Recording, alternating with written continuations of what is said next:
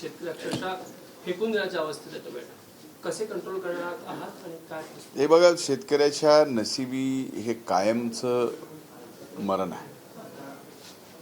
मी ज्यावेळेस चार्ज घेतला 15 जुलैला पहिली विभागाची बैठक कृषी घेतली, त्या दिवशी टमाट्याचे दर एवढे वाढले होते की टमाटे व्यापारी सांभाळण्यासाठी बोनसर लावत होते, त्यांना सिक्युरिटी द्यावं लागत होती, एवढे भाव गगनाला भिडले होते.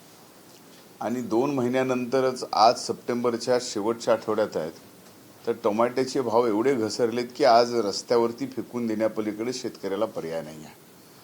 ही अनिश्चितता जी आहे ती मागच्या अनेक वर्षापासून शेतीच्या संबंधात, त्यातल्या त्यात फळभाज्यामध्ये आणि इतर शेतीमध्ये सुद्धा फार मोठ्या प्रमाणात आहे. याला अनेक कारणे, डिमांड सप्लायचा विषय आहे, त्याचबरोबर नैसर्गिक आपत्तीचा विषय आहे. कधी निसर्ग साथ देतो त्यावेळेस फार चांगलं उत्पन्न येतं, त्यावेळेस भाव खाली पडतात. ज्यावेळेस निसर्ग साथ देत नाही त्यावेळेस उत्पादन कमी होतं, भाव वाढतात. अशा दोन्ही परिस्थितीला सामोरं शेतकऱ्याला जावं लागतं. त्यामुळं एक प्रयत्न निश्चितच आहे की या अशा परिस्थितीमध्ये शेतकऱ्याला ज्या वेळेस असं प्रसंग आला त्यावेळेस हे सरकार आणि कृषी विभाग आणि त्यातल्या त्यात मी स्वतः अनेक वर्ष शेतकरी चळवळीमधून आल्यामुळे आम्ही शेतकऱ्यांना असं वाऱ्यावर पडू देणार नाहीत. कालही कांद्याच्या संबंधित जी बैठक पियुष गोयल साहेबांच्या सोबत या ठिकाणी झाली आणि त्या बैठकीमध्ये काही निर्णय दिल्लीला जाऊन घ्यावे लागतील असं ठरलं, त्यावेळेस टमाट्याच्या संदर्भात सुद्धा विषय झाला. कारण शेवटी ते कंझ्युमर अफेअर्स मिनिस्टर्स आहेत आणि एकूण देशभरातल्या 140 कोटी जनतेला म्हणजे ग्राहकाला सुद्धा समाधानकार भावाने मिळालं पाहिजे आणि शेतकऱ्याला सुद्धा त्याच्या कष्टाचं मोल मिळून त्याला समाधानकारक भाव मिळाला पाहिजे, हा मध्य काढायचा नेमका असतो. पण हो, आज नक्कीच परिस्थिती टमाट्याच्या शेतकऱ्याची वाईट आहे. 2 महिन्यापूर्वी तीच परिस्थिती अतिशय वेगळी होती. अशा परिस्थितीला निसर्गामुळे शेतकऱ्याच्या नशिबी वारंवार आली आणि त्या परिस्थितीत मात्र सरकार हे आम्ही त्यांच्या पाठीमागे उभे आहेत. नाही, टोमॅटोचा भाव आपण पाहायला गेलो तर कधी कधी वाढतोय कधी उतरतोय, मात्र आता नुकसान होतंय. या संदर्भात काही राज्य सरकार? मला पहिल्यांदा माध्यमांचे आभार मानायचे आहेत की शेतकऱ्यांचं टमाट्याला भाव मिळत नसल्यामुळे फार काळजीपूर्वक त्यांचं नुकसान होतंय याच्या बातम्या आपण करताय. मी त्याबद्दल माध्यमांचे मनापासून आभार मानतो. कारण बातम्या यापूर्वी ज्यावेळेस टमाट्याचे भाव भिडले आणि ते कमी करण्याच्या संबंधात सुद्धा माध्यमांनी अशा पद्धतीनं विषय केला की काही मोठ्या मोठ्या प्रतिष्ठित माणसाचे ट्विट, जे की अख्ख्या राज्याचा टमाटर एकटाच व्यक्ती घेऊ शकतो, अशा व्यक्ती टमाटे भाव वाढल्यामुळे ट्विट आणि त्या ट्विटचं भांडवल करून माध्यमांनी पुढे विषय आणले की किती महागलं. पण आत्ता सुद्धा आपण ह्या परिस्थितीमध्ये शेतकऱ्याच्या मागे आहात, मला या बाबतीत पहिल्यांदा जाणवलं म्हणून मी आपले आभार मानतोय. या परिस्थितीमध्ये खरंच शेतकऱ्याचं नुकसान होत आहे. 3 तारखेला कॅबिनेटची बैठक आहे. हे टमाट्याच्या बाबतीमध्ये शेतकऱ्यांचं जे काही नुकसान झालेलं आहे त्या बाबतीमध्ये नक्कीच आम्ही कॅबिनेटच्या समोर हा विषय ठेवू. पण त्या अगोदर 29 तारखेला कांद्याच्या बाबतीतही काही निर्णय घेण्याच्या संबंधामध्ये बैठक माननीय पियुष गोयल साहेबांनी दिल्लीला बोलवलेली आहे. मी आणि माननीय पणन मंत्री राज्याचे सत्तार साहेब त्या बैठकीला जाणार आहोत. त्याच वेळेस आम्ही टमाट्याच्या बाबतीतही विचार करायला लावू एवढं निश्चित आहे. सर, कांद्याच्या संदर्भात लासलगावात गेल्या काही दिवसांपासून तर तुम्ही शेतकऱ्यांशी संवाद साधणार आहात का या सगळ्या संदर्भात? मुळामध्ये विक्री बंद शेतकऱ्यांनी केलेली नाही आहे. पहिल्यांदा प्रश्न विचारताना आज शेतकरी विकायला तयार आहे, व्यापारी घ्यायला तयार नाही.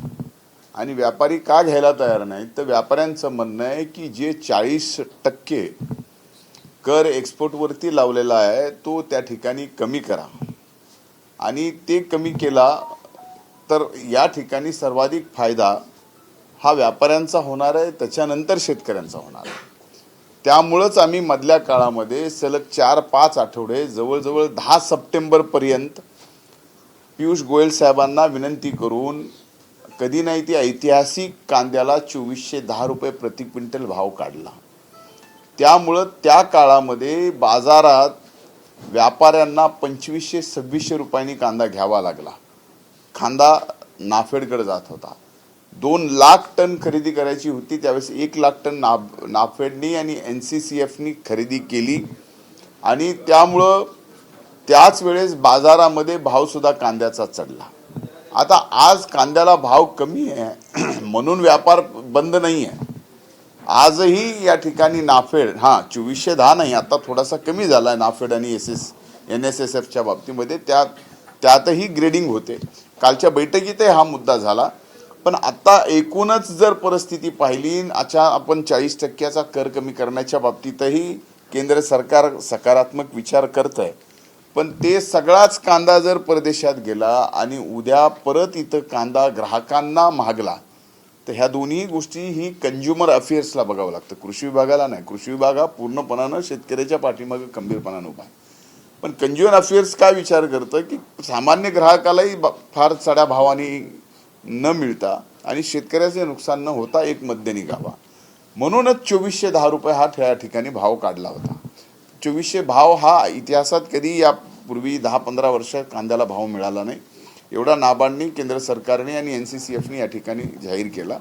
आता त्या संबंधित कर कमी करण्याच्या विषयामध्ये नाबार्ड आणि NCCFनी फक्त सेंटरवर गेलेल्या शेतकऱ्यांचाच कांदा घ्या असा जो काय आग्रह आहे, त्याच्यातही काल बैठकीमध्ये चर्चा झाली की शेतकऱ्यांच्या तिथे जाऊन लिलाव केंद्रावरती जाऊन नाबार्डनी आणि NCCFनी कांदा खरेदी करावी आणि त्या कांद्याला योग्य भाव आत्ता 2400 खाली नाबार्डनी आणि NCCFनी केलेला आहे. तो 2410 म्हणजे जो पूर्वी होता त्याप्रमाणे करावा अशी त्यांची मागणी. याबाबत 29 तारखेला सन्माननीय पियुष गोयलच्या साहेबांच्या सोबत बैठक आहे. त्या बैठकीमध्ये नक्की त्यात निर्णय होईल. सवाल हिंदी में कि जब आज 5 रुपये या 3 रुपये आ जाए, किसान वो टमाटर फेंकने वाले एक, और आप उसके लिए सरकार की ओर से केंद्र तक ये मुद्दा रहेगा? सबसे पहले मैं सभी मीडिया के लोगों को धन्यवाद देना चाहता हूं कि सचिव पियुष गोयलच्या नेतृत्वाखाली काल बैठक पार पडली. सचिव नव्हते हे कारण देण्यात आलेलं आहे. विरोधक म्हणतात सचिव हा मेन नसतो, तर सत्ताधाऱ्याला जर गरज असेल तर सत्ताधारी त्याच्यावर तोडगा काढते असं विरोधक म्हणतात. कोण विरोधक? सचिव नव्हते नसण्याचा काय मित्र पक्षाचे जे नेते आहेत ते असं म्हणतात. एक मुळामध्ये सचिव नव्हते म्हणून हा निर्णय विषय ठरलेला नाही आहे. अब्दुल सत्तार म्हणाले. हे बघा, मला त्या बाबतीत विषय बोलायचा नाही. सचिवाचा विषय, कुठले सचिव नव्हते? पियुष गोयलचे जे सेंटर. एक मिनिट, असा विषय नसतो. त्या ठिकाणी जे काही आपल्याला या पियुष गोयल साहेबांकडनं आणि केंद्र सरकारकडनं मदत घ्यायची आहे, या मदतीमध्ये सचिव असो नसो त्या ठिकाणी निर्णय घेता येतो. 2410 रुपये ज्यावेळेस या ठिकाणी निर्णय झाला कांदा खरेदी करण्याचा, त्यावेळेस पियुष गोयल साहेबांनी स्वतःच्या घरी आम्हा सर्वांना बोलून निर्णय करून या ठिकाणी बाहेर येऊन मी स्वतः प्रेसला सांगितलं आणि नंतर त्यांच्या नाबार्ड, NCCF आणि त्यांच्या अधिकाऱ्याच्या समवेत एक प्रेस कॉन्फरन्स घेतली आणि त्या ठिकाणी जाहीर केलं. आता या बाबतीमध्ये जर कांद्याची 40% एक्सपोर्ट ड्युटी जी लावल्या गेलेली ती कमी करायची असेल तर त्याचा निर्णय मात्र इथे मुंबईमध्ये कंझ्युमर अफेअर्स मिनिस्टर घेऊ शकत नाही. त्यांना ते दिल्लीमध्येच घ्यावा लागतो. त्यांना त्या अधिकाऱ्यांच्या सोबत सर्वांसोबत बसून निर्णय घ्यावा लागेल. जी पहिली मागणी आहे व्यापाऱ्यांची.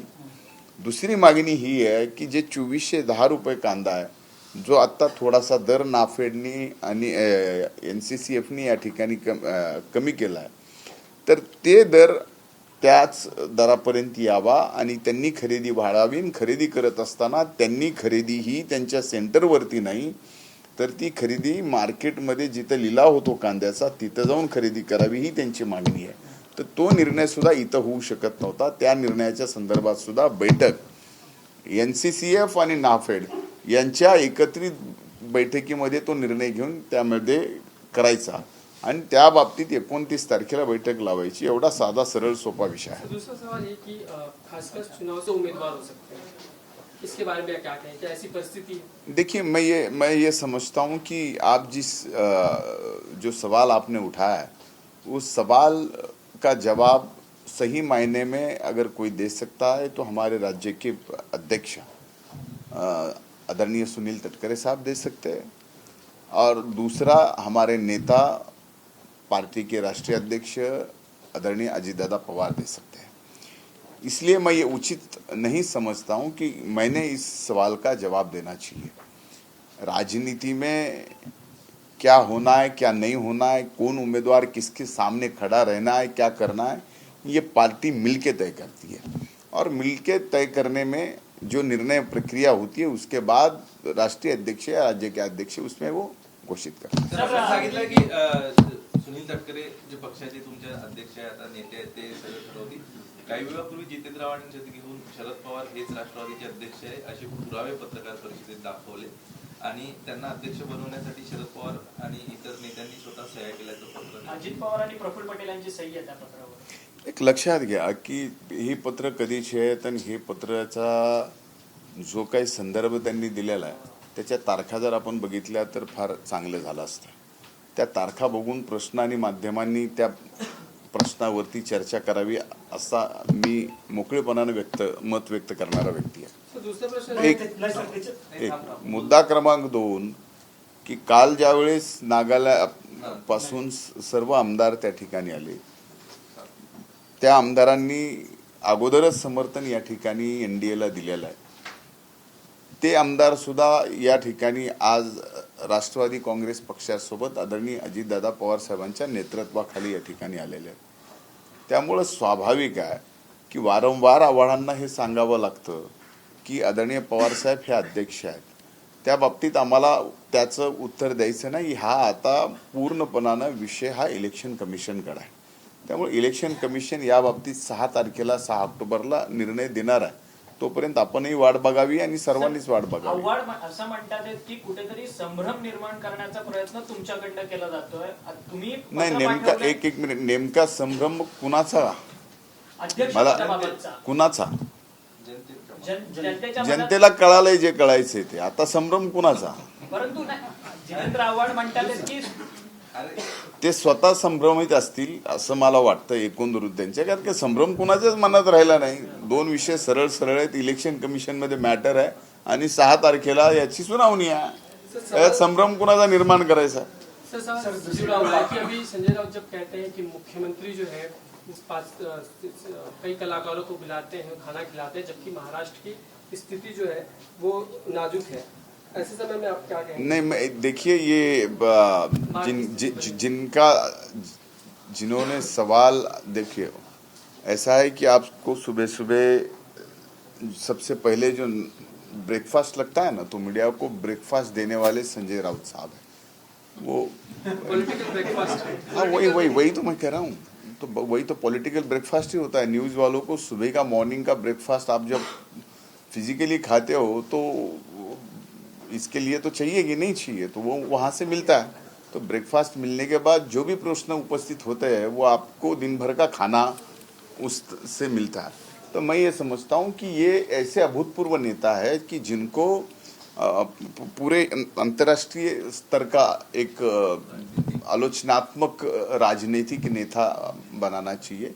अब ऐसा किसी ने कहा कि मातोश्री पे भी कई मान्यवर अभिनेता लोग गणपति के लिए गए हैं और वो गए हैं, आए हैं। इसके पहले भी कौन कौन नेता आते थे, बैठते थे। श्रद्धेय बाला साहब ठाकरे साहब के साथ कौन आता था, कौन जाता था, कौन बैठता था, उस समय तो कोई सवाल नहीं उठता था।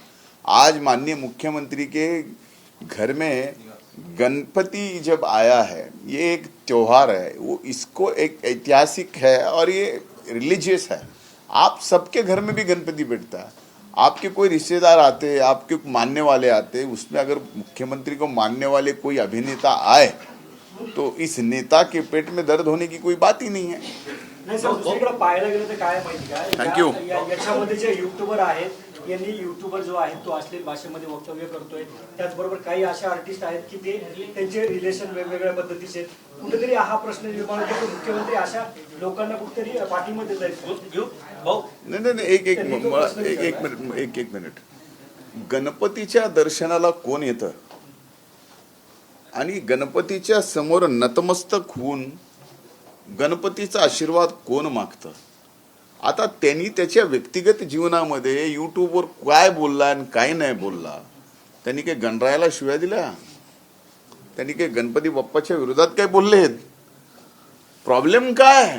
मग गणपतीच्या समोर कुणी नतमस्तक झालं तर राऊतांना प्रॉब्लेम काय?